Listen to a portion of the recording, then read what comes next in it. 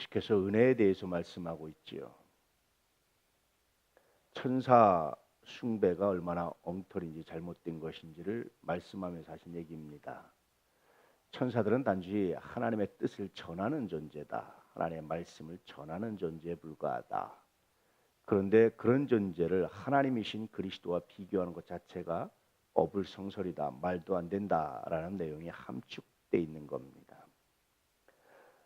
그러면서 하나님의 말씀은 모든 범죄, 순종하지 아니함, 공정한 보응 이런 것들로 이미 증명됐지 않느냐. 그런데 그 가운데서 우리가 구원받았다면 그것은 정말 큰 은혜 아니냐. 그런데 그 구원의 은혜를 잊어버리고 살아가는 것, 이건 정말 슬픈 일입니다. 라는 내용입니다. 그 구원이 처음에 말씀하신 대로, 그래서 구원받은 자들이, 그 다음에 그 구원받은 자들에 의해서 우리에게 다시 전달됨으로, 전도죠. 그럼으로써 우리에게 드러났고 나타났고 하나님의 말씀이 얼마나 신실하게 이루어졌는지 우리가 이미 보았고 우리가 들었고 확증했지 않습니까? 그럼에도 불구하고 이 구원을 소홀히 여긴다면 그건 정말로 슬픈 일입니다. 하나님 자신도 천사들을 통해서 하실 뿐만 아니라 하나님 자신도 여러 가지 표적들과 여러 가지로 우리에게 하나님 말씀을 확증하셨습니다. 이렇게 하나님 말씀대로 이루어졌다는 사실을 우리에게 확증하고 나타내고 드러냈음에도 불구하고 우리가 이 믿음을 잃어버리고 이렇게 확증된 것을 잃어버리고 우리가 온전히 간직하지 못한다면 그것은 슬픈 일입니다. 이런 메시지가 담겨져 있죠. 늘 말씀드리지만 그리스도인의 가장 큰 고백은 은혜에 대한 고백이어야 됩니다. 내가 정말 자격 없음에도 불구하고 하나님 우리를 자녀 삼으시고 구원하시고 이 은혜 정신만 살아있다면 그 어떤 문제도 문제될 게 없어요.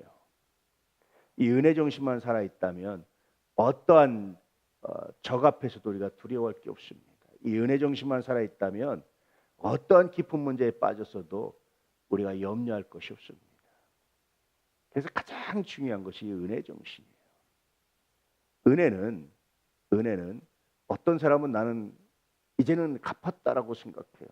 어떤 사람은 나는 죽을 때까지 갚아도 갚을 수 없습니다라고 생각을 해요.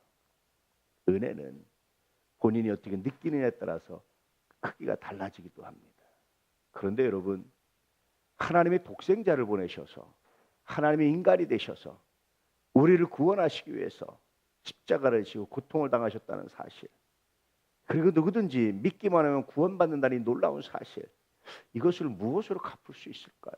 우리가 무엇을 해야 갚을 수 있을까요? 우리 자신의 목숨을 내놓으면 갚을 수 있을까요? 사랑하는 자녀들의 목숨을 내놓으면 갚을 수 있을까요? 여러분, 갚을 수 없습니다. 생각해 보면 하나님의 은혜는 갚을 수가 없어요. 사람에게 받은 은혜도 마찬가지입니다. 늘 말씀드렸지만 하나님 보시기에 이미 갚았으면 그 다음부터는 것이 상급이 돼요. 우리가 은혜 정신을 가지고 살아간다면 넘지 못할 문제가 없고 치유되지 못할 문제가 없다라는 생각이 들 때가 참 많죠. 오늘 말씀은 이 은혜 정신을 강조하는 그런 내용입니다. 오늘도 이 은혜 정신으로 승리하시고 은혜 정신으로 오늘도 넉넉히 넘어서며 은혜 정신으로 다시 한번 주 앞에 무릎 꿇으시는 우리 모두가 될 수 있기를 주의 이름으로 축복합니다.